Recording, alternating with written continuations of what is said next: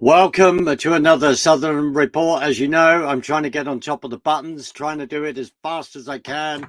Move this button, move that button, as I am broadcasting from the UK. And then we'll have the privilege to bring on my extra special guest at any moment. So I thank you very, very much for joining me today.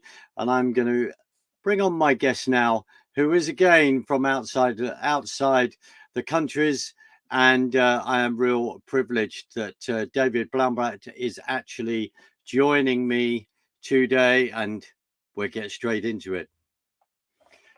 David, thank you so much for joining me from part of the world that you can now introduce and explain where you are. But I'm very privileged that you are joining me. So thank you very much, sir. Thanks, Mark. I appreciate it. Hello, everyone. My name is David Baumblatt, and I'm currently in Hong Kong, originally, obviously, from America. No, it's brilliant. David, one of the things that I find when people talk to me about events that are going on from America is that they're very, very pleased to hear voices from outside. Some of them are, some of them aren't, because we give a different perspective.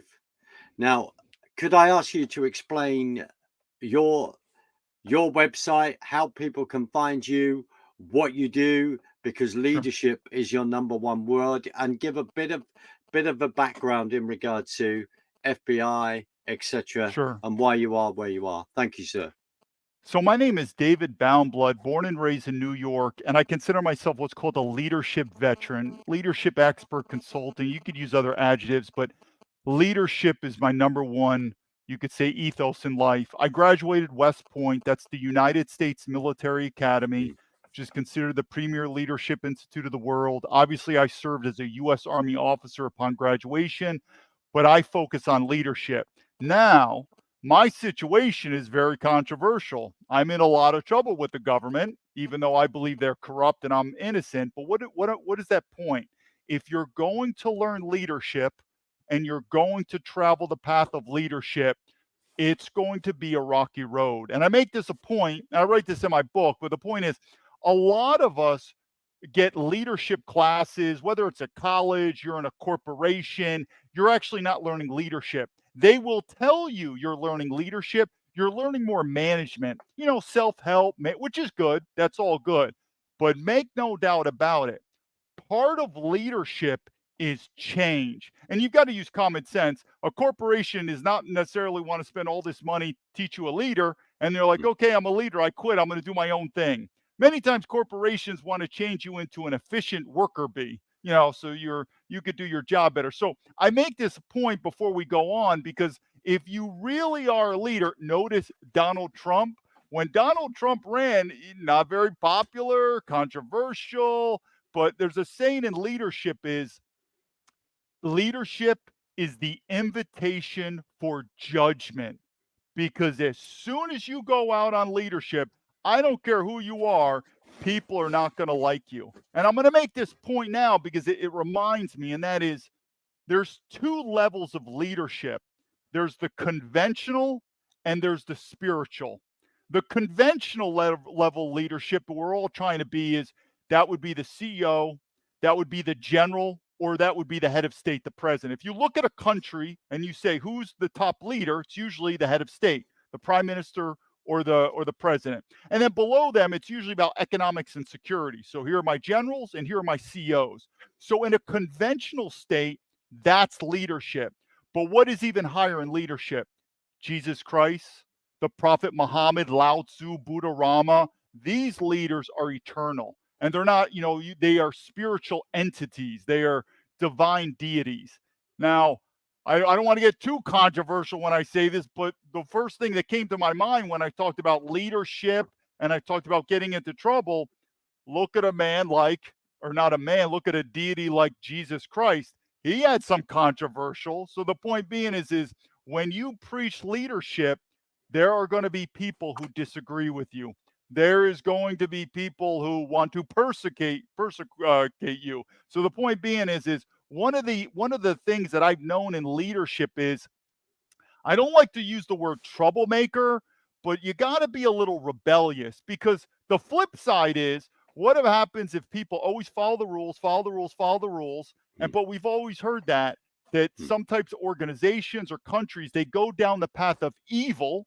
And we always say, why didn't people stand up? Because they follow the rules. So you need to have a little bit. And that's also the problem. And I'll go into the FBI, the US military, is they're a bunch of yes men. And I will go into it, but really today's military, how they get promoted, it's really about just saying yes sir, yes sir, yes sir. So you have people that are followers, and you see our system in America crumbling. So that's kind of the big, I know I put a big pie in the sky, but I would say is leadership. Lesson number one is, don't fool yourself. It's not like the Hollywood movies where the leader always wins and does the right thing. And then leadership has a lot of friction. And there's going to be a lot of people that point their finger at you and say you're wrong and this, and you got to fight. And sometimes morality is more important than legality. And so you're going at that. And that's been me my whole life. But if somebody probably said, like, if you found one of my old West Point classmates or buddies, and they said, and you ask them, give me a character trait of David, they'd probably say he's a little bit of a rule breaker. He's a little bit, and it's part of leadership. You've got to have that.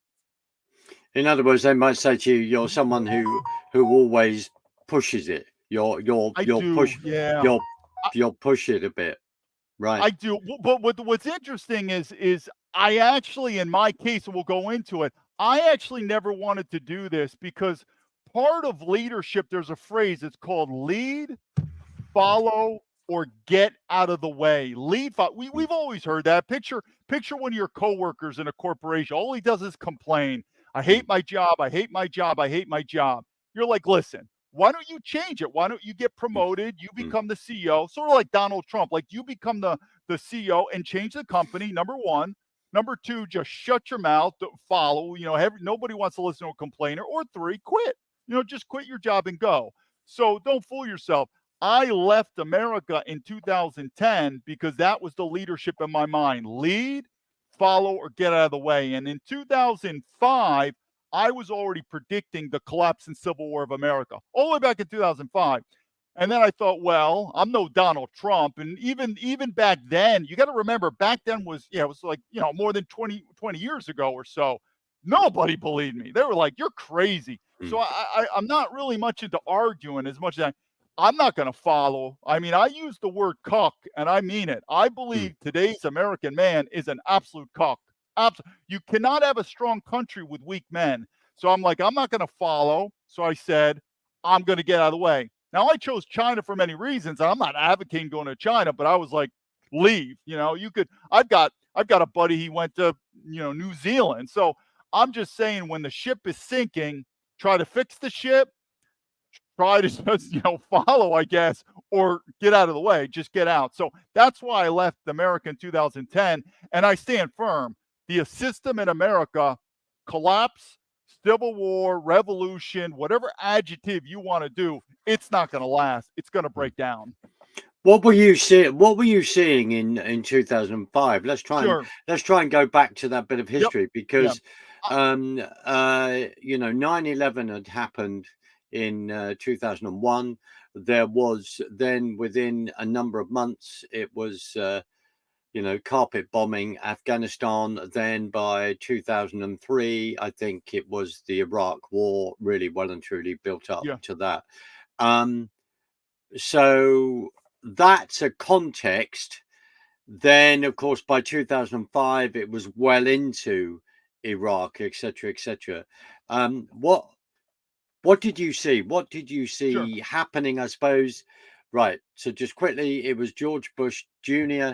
that was in. He had he'd taken over from Bill Clinton. I say that because I'm deliberately going to say this is the uni party that we are. I believe that we are looking at. We have the same over here. Do not think that we don't have that. We do. It's just taking. I'll just be quiet. What I'm saying is funny when you said this. When we voted to Brexit, that spurred on people to vote for Donald Trump. That did spur it on. It did spur Bannon on.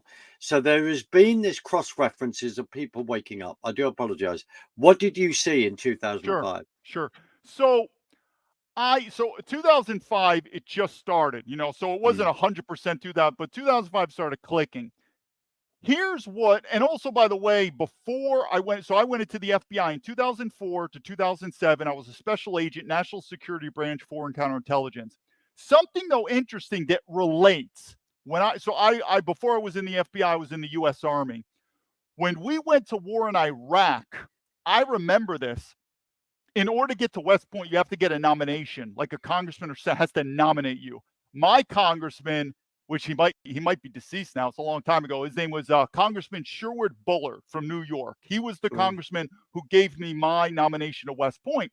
So I remember, now I'm in the military. I was either a first lieutenant or a captain. I think it was a captain. Anyway, besides Afghanistan, we're going to Iraq, which I was like, what's Iraq have to do with, 9/11? We could go into it. But anyway, I decided to write my congressman, right? I mean, this is my congressman, and people know my story. No, these politicians are worthless. But I remember writing them back then. I said, listen, Congressman, hi, my name's David Baumblatt. You gave me my nomination at West Point, because I had to do an interview. I mean, I think he might remember me. I don't know. I mean, not many, every year you nominate someone at West Point, so whatever. But I said, I've got an issue with Iraq.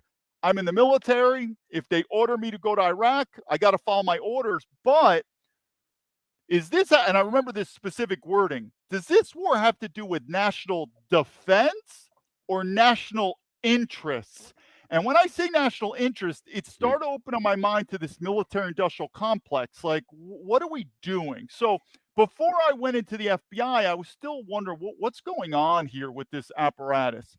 So this is something that I might be different than other people.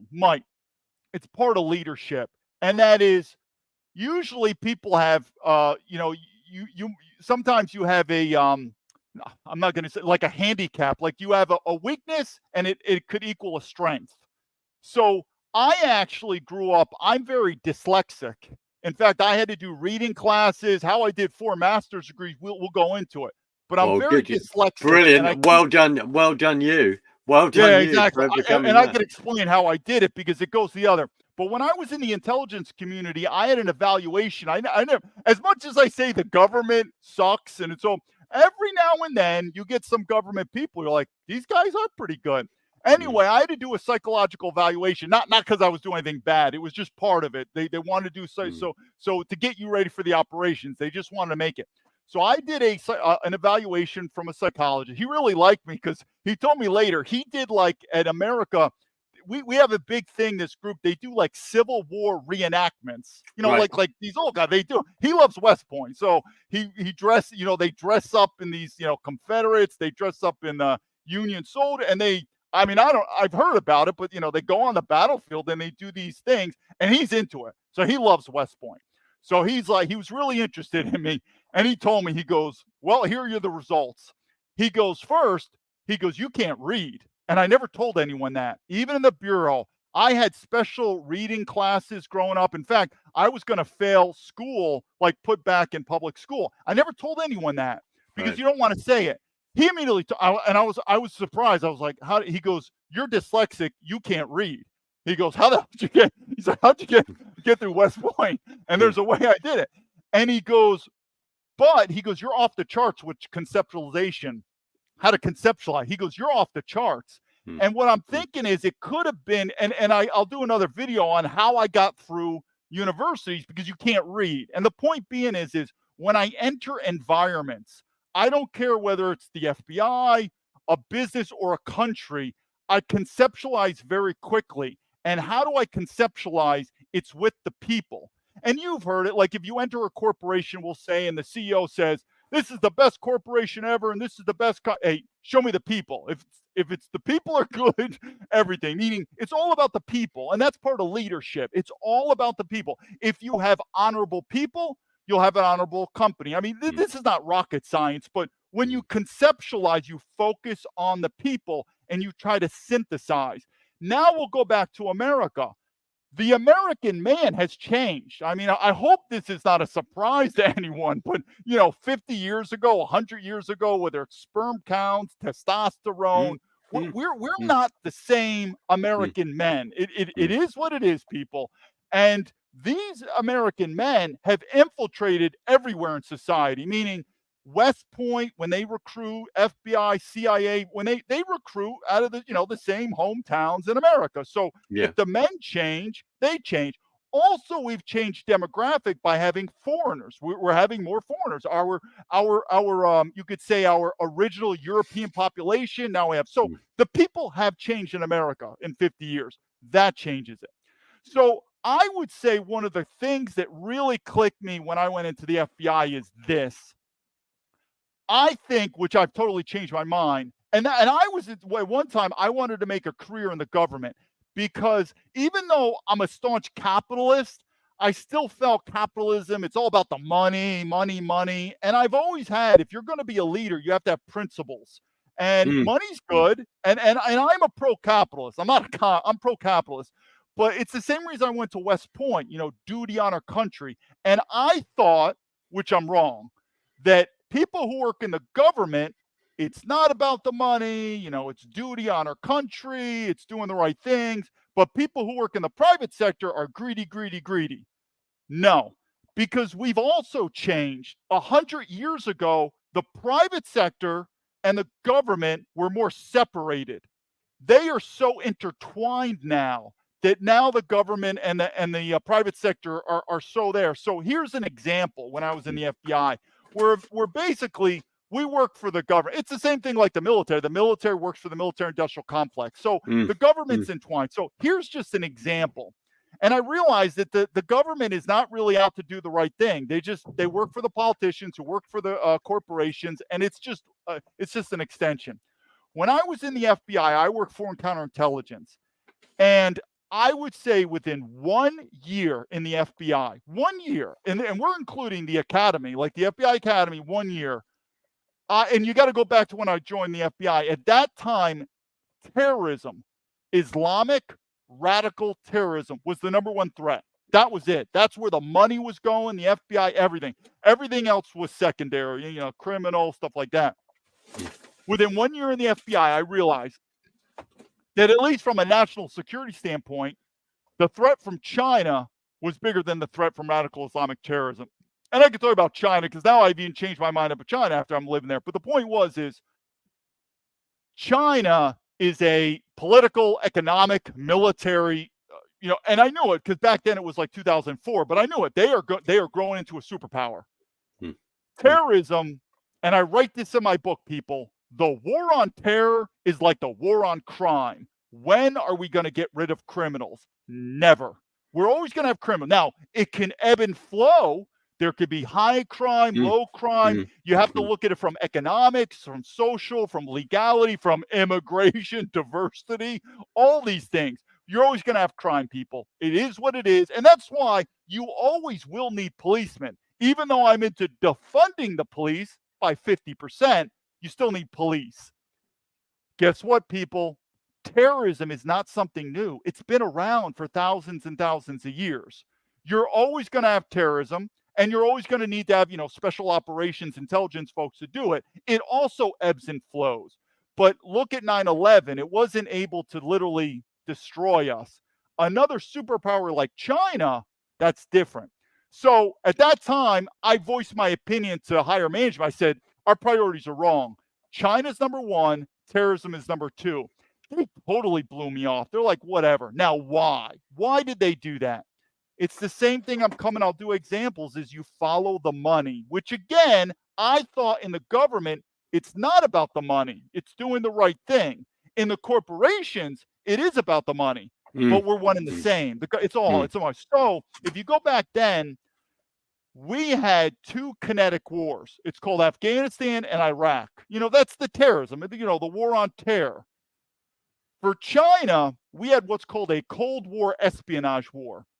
Now, if you compare the amount of money we were spending, because when there's a war, actually two wars, it's not just the war, it's the supply chains, the mm, Halliburton. Remember mm, Dick Cheney? I mean, You think espionage is expensive? You start doing wars. So, I mean, I would say the amount of You budget mean, you mean Dick Cheney, who had the Patriot yeah, Act in place, ready to bring in after 9/11. Oh, oh yes, yeah, I did say that. absolutely. I mean, meaning where was the money train going that time? Mm, The wars. I mean, that's where mm, you make money. We're talking the military-industrial complex. mm, That's a China. Maybe 5%, like difference between five. I mean, no one was really making money off the China thing. That was more. But when you start doing major wars like Afghanistan, Iraq, the civilian contractors, defense contractors budget, and so and that's how it works. What about And that this then? Sorry, and then if you go back then to Eisenhower's conversation He's before 100% he right. stepped down, yeah, and He's look at 100%. what, yeah, and the effect on American society through the 60s in regard to the Vietnam War and beyond. Yeah, It's really, and that's why I said I don't believe we have a country anymore. We have a corporation. And right. it's not like that, like in China. And I'm not saying China is the good model, but I Mm, am saying in the West, it's corporatized. We have a corporate, it's all about the money. It's all about the money. Here's another example. When I left the FBI in 2007, I decided I did way too much college. Oh, that's by the way, to all the young men out there, college is overrated. Get an education. That not necessarily means you have to go to college. If you want to do it, do it. If not, get an education. But whatever. I did too much college. I decided to go to Harvard. So I went to Harvard. I went to what's called the Harvard Kennedy School of Government. right. Now, in America, the number one alumni for politicians, it doesn't matter, federal level, state level, is the Harvard Kennedy School of Government. It doesn't matter if it's Republican or Democrats. That's the machine. So people go there to get politics, get the alumni, and then run for office. Doesn't matter if it's Right. a Republican or Democrat. So the point that I'm making is they know a lot about politics. They know the Mm, game. So I was in a class because I was actually thinking about running for Congress at this time. And the professor was asking a question. So this is a graduate class. It's a graduate class or whatever. mm, I don't know. People are everywhere from maybe 25 years old to 40 years old, whatever like that. And he goes, what does it take to be a politician in America? What does it take? And people were thinking like, well, you got to be tall, you got to be good at public speaking, right. you got to be Right. smart. Like, we're thinking, well, what does it Mm, take to be a politician? He looked at us and he's like, number one, how much money can you raise? How much money? And I kind of was shocked when he said that. And I realized that it's all about the money. Now, I'm sure if you were running for like, I don't know, like you're in a very small hometown, like, and you're not running at the federal level, you're not running at the state level, because trust me, the corporations don't care about you. You're meaningless. The mm, corporations want to control the congressmen and senators. But anyway, most people don't have $1 million or so. I mean, if you're going to run to be at the federal level, a congressman or senator, you better make some money. Well, most people don't have money. So who do you get? You get your donors. Well, these donors don't give you money with no strings attached. They give yeah. you money and they expect you to perform. So the point being is this. I think back to the Revolutionary War. This is General George Washington. And at that time, they looked at the King of England as this tyrannical Mm, being. mm, And they said, we have to form a new government where this thing doesn't happen anymore. And they created the checks and balances, a judicial, executive, legislative branch. And it was phenomenal. I think they were ahead of their time. However, at that time, I don't think our founding fathers, because they viewed the most powerful tyrannical entity is the King of England. You could say government, like government. They said, we have to protect ourselves from a tyrannical government. mm, But mm, at that time, I don't think they predicted that there's something more powerful than the government. It's the banks, the corporations. So the point is, it doesn't matter what checks and balances you have in your government when everybody's working for the same corporate master. It doesn't work. Democracy doesn't work. And I think Americans are going to realize that sooner or later. And that's why you're hearing terms like the uni party that, you think the Democrat, but at the end of the day, if the Democrats and the Republicans are both working for the same donors, mm, then we have what's called a uni party. mm, And what really, and I don't want to go too much on a tangent, but this FBI investigation on me, I think what people should be shocked about is this, because many people, if you say, listen, the FBI and the CIA are corrupt and this and that, I mean, I'm sure a lot of people are like, David, you're not telling me anything new. I've known about that for 50 years. You know what I'm saying? Meaning the intelligence world has always been kind of, there's a bit of that tarnishment, that black, that work, that cloak and dagger.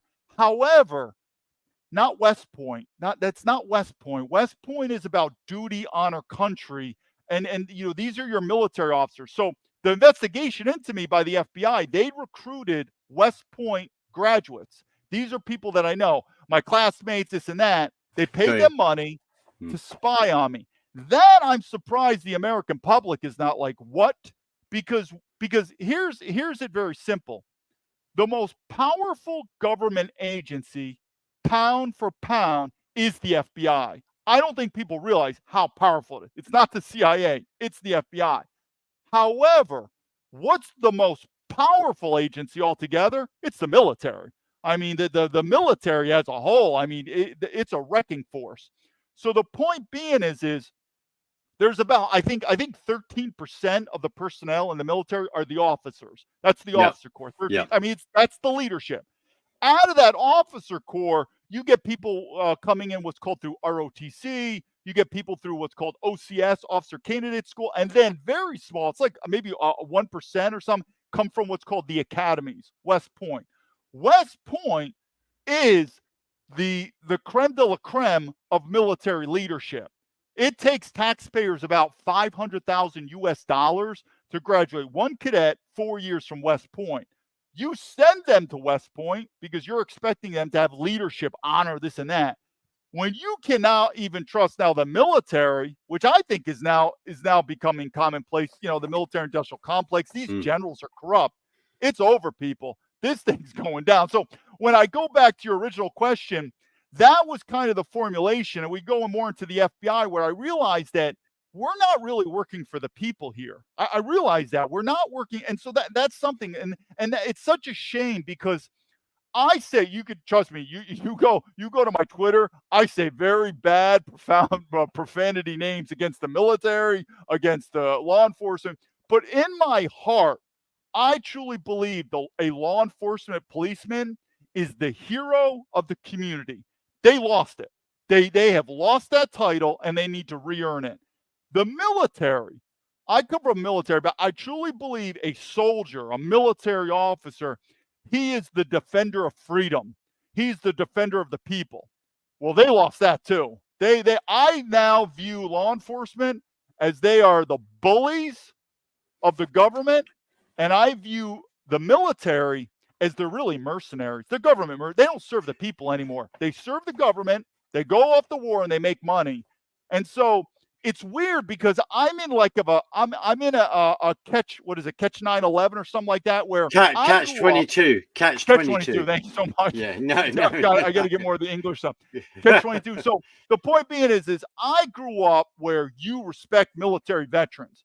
And so part of me, I'm actually inside very angry that here I am, a military veteran. My country government has destroyed my life. I have government corruption I want to report. I expect my fellow American citizens to support me. I expect it 100%. And they're not. Some do, some don't. But at the same time, I don't think the military deserves any respect anymore. I just don't. We're not serving the people. So if I met an American citizen that says, David, go screw yourself. I don't respect you military veterans. You serve the government. You're mercenary. You don't serve the people. I can't argue with them anymore. So do you see where the system's going? It's not going good. It's going down and down and down. I hear you. Sorry. Or what I say is, listen, I graduated West Point. That is duty, honor, country. I have something to say. You better believe me. But at the same time, they could say, what are you talking about, David? You just said West Point's it's dishonorable. The people are doing it. And West Point's a dishonorable place. And I'd say, I can't argue with you. So this is this catch-22. But either way, That's not good for the system. This system is not. You cannot have a system, and it's happening more and more. Our system is crumbling. Even to everyone listening, the thought that I'm here and my life has been destroyed, and I reported this to every single congressman and senator, and everyone's ignored me. Do you think they're just going to ignore me? They're going to ignore you too. But meaning this never should have happened, meaning I truly believe this was 50 years ago, a congressman or senator, they'd say, what's going on? Or even the FBI.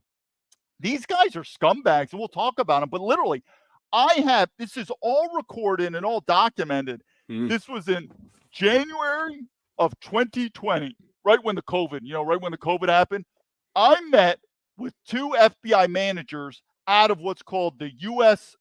Embassy in Beijing. We have FBI scattered throughout the globe. They're called what's called legal attaches, legats. And I had a meeting with them, and it was face to face. I actually knew one of them. The other guy I never met before. And I said, listen, I am under investigation by the FBI. I know it. It's so obvious, and we can explain it. I've done so many interviews. If anyone, go to my Rumble channel. There's over 60 videos, and I go into it. But I said, but again, what I'm about to say here is about leadership. That's the key. This is about leadership. These are the FBI, which stands for fidelity, bravery, integrity. It's a joke. That's why I left the FBI. It's a joke of an organization because the people are a joke. That's really it. Leadership 101. If you have dishonorable, incompetent people, that's it. So anyway, I said, I'm under investigation. They looked at me and they said, David, we don't know what you're talking about. And I said, that's fine. I'll give them the benefit of the doubt. And I said, well, FBI headquarters knows. Send a cable to FBI headquarters. You tell them, I told them, stop doing the investigation, face me man to man, and level the allegations. This is something that and this is the problem. Probably one of the biggest lucky things I've ever had in my life was a father. And I'm talking a real father. A lot of these men, they don't have fathers, meaning the leadership lessons that I'm saying, you don't need to go to West Point. All you have to do is have a good father. If you have a good father, they'll teach this up. So I was like, listen, FBI, you little small penis little boys, stop spying on me behind my back like a bunch of girls. Like think about it, you're in high school, and some person's talking behind your back, ruining your reputation. You confront them, stop doing it. They don't say anything, but they keep doing it. So I went to the people. I said, send a cable back to headquarters. They did. This is all recorded. All the congressmen and senators have this. It's like a repeating record now. It's all recorded. They sent it back to headquarters. They came back to me, and FBI headquarters doesn't confirm, doesn't deny, nothing. And then they continue to spy. That right then and there should show you why I should not be speaking here. It should have stopped at that point. That would have been a point that if you had real men, and I actually have more positive feelings on the old J. Edgar Hoover. Yes, there was corruption. He was tyrannical. We'll go into it. He did. But I'm telling you, those old school G-men, those old school American men, this would not happen. They would have said, arrange it, because here's another reason. I'm gonna give you an example. When you find high testosterone men, they care about reputation. They care about their legacy. They care about their family name. They care about tradition. It means something to them. When you get these like little weak men, they don't care. They don't care about their, it's like America's a joke. They don't care. Right. But at that time, the FBI was like, listen, we don't want David to go public and ruin our name. That's old school FBI, because we need to protect this reputation. Get with David immediately, figure out what's going on, and let's get this problem solved now at this level. But I'm telling you, right now, do you know what's happening to the FBI right now? Guys in the FBI headquarters that are probably watching this, they don't care. Because like I said, you got to look at today's American man, and that's kind of what an FBI CIA agent is now. Meaning we're not going to planet Mars for these guys, and planet Venus is for the other. They're from the same towns in America, and you're seeing it so obvious. When I went into the FBI, and here's another problem. When I went into the FBI, it was post 9/11. And so I joined the FBI during the largest hiring phase in the history of the FBI. Meaning There's times where people would apply to the FBI. There's like a hiring freeze. And the guy would be like, listen, I want to get into the FBI. Hiring freeze. We're not hiring anyone. They're like, well, when are you going to start hiring? Come back in 3 years. I mean, that's how it was. I mean, they had so few slots. So the quality was high. When I went in, because it was 9/11, 9/11, and the Bureau was able to expand, and they recruited a ton. And personally, some of their resumes and credentials, not impressive. I'm telling you, not impressive. But remember, I joined in 2004. It's 2024 now, 20 years. My classmates, they're the management now. Meaning I've seen them. These are the people now, senior management. I was not impressed with them. And I'm going to give you an example. And sometimes as leadership, you got to be able to tell the truth, but you don't really have an intent to do harm.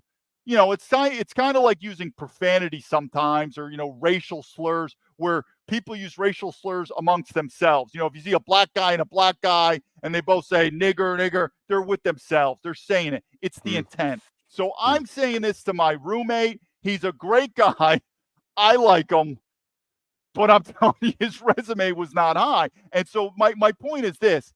We like to say that FBI management is evil. You've heard this. This is Leadership 101. We always like to say the management is evil, but the field agents, they're good guys. You hear this a lot, whether it's the CIA or even the military, like management is corrupt, but the people on the ground are good. It's 100% wrong. It's a little different, but I'll explain. And I'm going to use my roommate. Obviously, I'm not going to say his name. And what I'm going to describe my roommate is 90% of the situation. There are these FBI agents, and it's the same way with like law enforcement. We could do it. It's in all these other organizations where they are truly nice guys. If they were your next door neighbor, you'd have a barbecue with them, and you'd say they are nice guys. And they don't have this corruption. They're not evil. They're really good guys, but they're weak. They're weak. My roommate, great guy, but he's a weak. And guess what weak men don't want to do? They are not going to jeopardize their paycheck and their pension. They're just not going to do it. I'm telling you 100%, they're not. I'm going to say 90% of them, and I like to use the word reluctantly, because they don't want to do corruption. They don't want to destroy your life, but they will reluctantly follow the order. I'm telling you, I know this. I've talked to so many people because, and also by the way, I don't want to defend them so much, but it is easier said than done. You have kids, you have a mortgage. A lot of people just say, "Come on, why don't they quit?" Trust me, I've done this. It's tough. It's a big stress, but there's a difference between quitting your job at McDonald's, where it's a private company, you don't affect us, versus you're an FBI agent. You swore an oath. You're making, you're on government dime, meaning, come on, man. It's like a military officer. Like, you're not normal, meaning you're not a normal private person. You swore an oath. We have higher standards for you. You should have, courage. Well, I mean, why? But but I'm telling you, 90% of them, they're not corrupt, but they're weak. My roommate is a great example. He is an awesome guy. If he was your next door neighbor, you love the guy. But if he was given the order to arrest your daughter, your son, for whatever, he's going to do it. He's going to do it because he doesn't want to get in trouble. He's got a paycheck. He's got a pension. And we cannot lose focus of that, because I hear this all the time that, we'll say Director Ray, which I think he's corrupt. Director Ray is corrupt, but the agents are good. No, I'm not going to say the agents are evil, but I'm going to say the agents are weak. These are weak men, and they are not going to sacrifice their paycheck and their pension. So get ready, people. When the order is given, they're going to execute. They will arrest you, and it is what it is. And how do you defeat that? Like I said, I think the bigger question in America, and I kind of hone in on my book and I talk about it, but if the American man, this ethos, is weak, well, that weakness is going to be kind of everywhere in society. And so, I don't know. I mean, that's, like I said, I'm personally thinking we're going to go to collapse and civil war. I think remember that phrase, like, strong men make good times, Yes, weak men? absolutely. I think it's Absolutely. just going to get this That's cycle. a, That's my yeah, prediction. it's a very profound statement. And David, Yeah. let's go, if we go back into sort of FBI history, but let's just start when you're saying about the American man. You're absolutely right. You know, I'm someone that grew up on John Wayne cowboy films directed by Ford and all the rest. Love it. Someone, you know, I love that. I love the guy. And we think about that. We think about his the way he sometimes in an interview would conduct himself and say some very profound things, believe it or not, and people would actually listen. But he represented Americana 101. And then you're looking at the beautiful, you know, the scenes in Nevada, Arizona, and all the rest, and other parts of America. There we are showing this backdrop. Now, I'm not pushing smoking, but we remember, I think, you know, the Marlboro cowboys, the Yeah. Marlboro pictures. A dear friend of mine's stepdad was one of those. So if she watches this, I'm just giving her a shout out. But let's go back to the FBI. There's Sure. always been a question in regard to its founding. I mean, I understand Yeah. a few years ago, I think an article was written, which I've read, which I've tried to write about, which I'm part as research. So the FBI has got 33,000 people that work for it. They are then federalized. So when Teddy Roosevelt bring about pre-FBI, because it wasn't named that straight away, there was concerned about the fact that it had no constitutional framework. It was not under the Americans. There was Yeah. concern within Congress that where is the control of this? Where is control of the FBI? So you then have got, of course, it's federalized. So for people that don't understand politically how America works, FBI, its remit is across the whole of America, right? It hasn't got, yes, it will go to various law enforcers in certain states, but it doesn't have to. You know, it's a certain arrogance in one sense, but it conducts itself that before anyone else. Yes, I have met them. So that's the thing. As a dear friend of mine was I doorstep by him. But what I was going to say is this. Go ahead. Then you've got Truman when the CIA came about under Yep. Truman, And and I'll explain Truman's that. turning around. Yeah, Truman's turning around and saying, "Well, I'm concerned now that we've actually created our own version of the Gestapo." So, and words to that effect. So this is put in power, and then let's hold this context.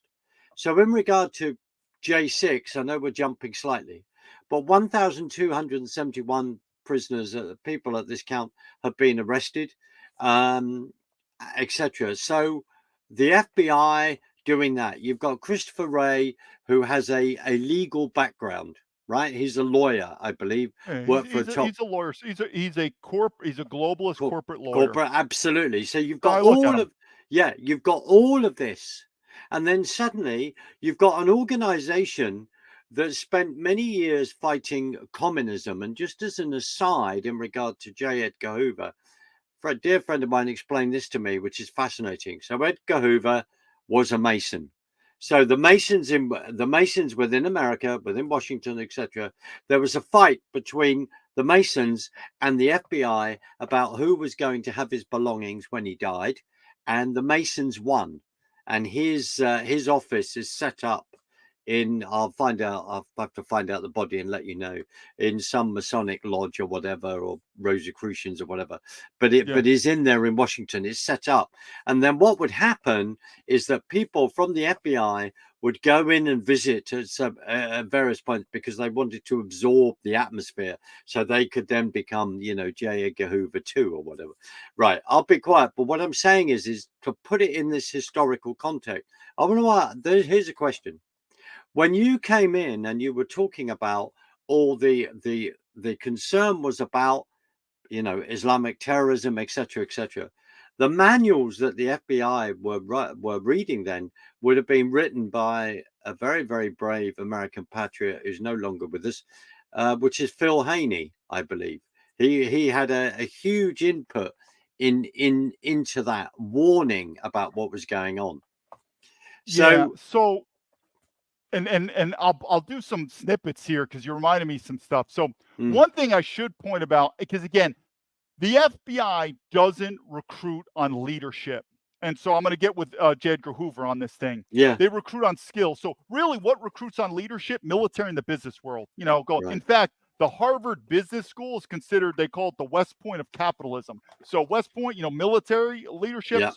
So the point is, I was very different than my FBI classmates because I came from such a strong leadership background where they may be different. They might have said, looks good to me, where I was like, I think I had higher standards, and I'm like, oh my God, this is horrible.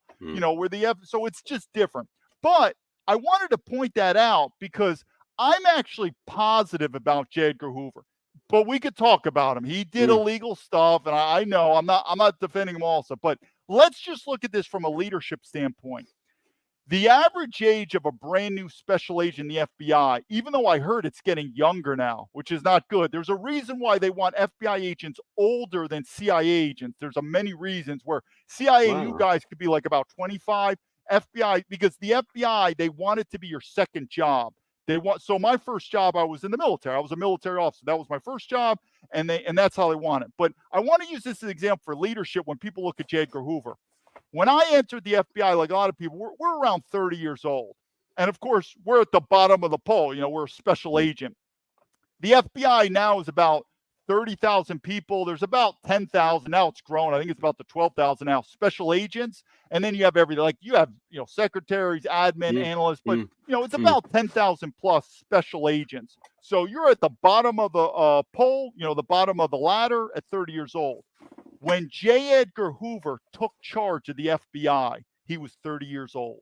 Yeah. Now, the FBI wasn't as big as it is now, but it would be weird if someone looked at me and says, David, you're 30, welcome to the FBI, you're in charge. Meaning, that was J. Edgar Hoover. I mean, talk about leadership, where he wasn't a special agent. He was literally, J. Edgar Hoover, you are now the director of the Bureau, you're 30 years old, take charge. So, it was a different world back then, the G-Men, and I miss it. I wish we had it. It's not.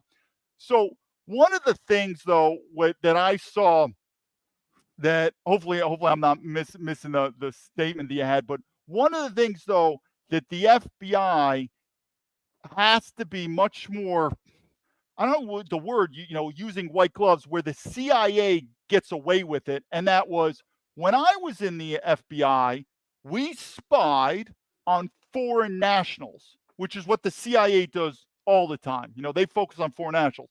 The FBI, we do foreign nationals and we do American citizens. So as much as I hate these scumbags in the FBI, and I would like to do physical violence to these guys, literally, I would physically hurt them. I actually don't have any complaints with how the FBI is working with foreign nationals. What we're really focusing on is U.S. citizens. Yeah. That's really the key, what we're looking at, because I'm a nationalist. I didn't fight for my country and come home and I want to be treated like I'm in East Germany Stasi. I'm a citizen. I don't do this to me. But so when I spied on foreign nationals, I'm fine. I think the FBI is doing fine. Sometimes they have more power. But the problem is we got to go to this law. It's the 1978 FISA Act, Foreign Intelligence Surveillance Act. And I saw that and I reported this. When I went into the FBI, remember, this is 2004 to 2007, the war on terror. If you're an American citizen, if you're a Muslim, oh, you're done. You're being spied upon. And anybody knows me. I'm not the champion of Islam. It's not like I'm a bleeding heart and say, oh, but the point is, yesterday it was Muslims. Today it's Christians. They're doing it. They're spying on the Christians. Yes, they are. They're very... Leadership, you focus on the principle. And the principle is an American citizen. Notice I didn't say foreign national. I'm just focused on an American citizen who's doing no illegal activity. You don't spy on them. If you want to spy on them, there's something called the Fourth Amendment. You go through the Fourth Amendment, which is what we do in the criminal side. So, if you're a U.S. citizen, but I think you're a bank robber, yes, I have to go through the Fourth Amendment. I need probable cause. I need something. They don't do that. And I said, and I warned it. I wrote this. I said, this is dangerous. This is dangerous. But, whatever. I was going to quit. I didn't want to argue too much with them. But we're doing the same thing. And meaning the FBI, you're a U.S. citizen. You're not doing anything illegal. They can spy on you. Why? They say you're a terrorist. They say you're a spy. And you'd be amazed. They don't need much evidence. Like me. It sounds like flamboyant that I'm saying I'm a national security threat. but on paper, I am. I am under a national security investigation by the FBI because they think I'm a threat. And the joke is, it's a joke, but go back to the January 6th. You got some like middle-aged white woman who pays her taxes and she trespassed in the Capitol and she's now a terrorist and they look at her as a national security threat. The same reason you look at that and say, this is the most ridiculous thing. Welcome to the new world of the FBI with me. It's ridiculous. I would, without a doubt though, people ask me how I changed the FBI. One of the things I would do, day one, 50% CIA, FBI, 50% shit can. Fired immediately. It's too much. They're causing more problems than good. They're taking away our tax money. They like to pump up the threats to keep the money. I'm telling you, this is also something I learned when you asked me how did I learn this in 2005. I kept thinking that the government is different than the corporations back then. I thought they're not. What do corporations want to do? They want to grow, expand, become a monopoly. We do that. Everyone, MBA 101. I mean, that's what you do. The government does the same thing. They continue to expand. The FBI is building a brand new headquarters that's bigger than the Pentagon. Or to the American public, we just got done with Afghanistan. It was a complete and utter failure from morality, from competence. Notice no West Point general has ever admitted blame, never apologized. But what do they want? They want more money. It's the most ridiculous thing. The government is so inept, so incompetent, so immoral, but guess what they do every year? More money. The only good thing, hopefully in the private sector, not with these corporations because they're connected with the government, is if you're in the private sector, you do well, you expand. If you don't do well, you go bankrupt. The government never does. They'll go because there's no performance metrics. So now you've got this agency called the FBI and the CIA. They're incompetent. They're immoral. Normally in the private sector, they would go bankrupt and goodbye. Not this. They want more of your money. It's like the military. It's like, hi, we just finished Afghanistan. What did you think? It was horrible. You people should be fired. Don't worry about it. Give us more of your money. We want to expand. David, you're absolutely right. They're not going to go bankrupt. That's partly because they've got the printing presses and the Federal Reserve, and all they have to do is press the button. I do apologize to interrupt because we're coming up to the last few minutes, and you and we're going to have to expand this conversation. Sure. We are going to have to expand this conversation because, as you know, people watching, there's the American Gulag Chronicles book. I urge everyone to go on AmericanGulagChronicles.com and buy that book, which is to raise money to support the Jan 6 prisoners. Now, all of that subject in regard to how the Fedsurrection, which has came about, and all the stuff that's come out of that, and how the CIA, the FBI have been weaponized, the history of the CIA through the Dulles, and let's change a few governments around the world. That is a long conversation, which I would love to have with you, David. Where can people find you? Which is the most important thing. I always like to mention this because I've already been censored on YouTube. Military veteran, talk about freedom, censored. So I've been censored on YouTube. There's some videos of me with other interviews, but my channel censored. So the best place to find me, just my name, David Baumblatt, Rumble or Twitter. Go on there and you'll find links to my book. I've got a book. It's notice I'm dyslexic. I made sure I did an audio book. I was actually thinking it's got to be an audio book. Brilliant. Good for you. Yeah, I was literally thinking that because I don't read. I can't read. I got to do audio or video. So audiobook, ebook, that, and the links are on there. But Rumble and Twitter, just put in David Baumblatt and you should be able to find me. What's the book called, David? What's your book called? So it's called Patriots Betrayed, a Soldier, Scholar, Spy's Warning about America's Leadership Crisis. Right. David, I want us to keep doing this because I mean, this year is crucial. As we were just saying before we came on, there's about 50 governments, 50 countries having elections this year. And it's going to get worse. It's going to get absolutely. I am not saying this to do hype. I predicted this. It's going to get worse. Get ready.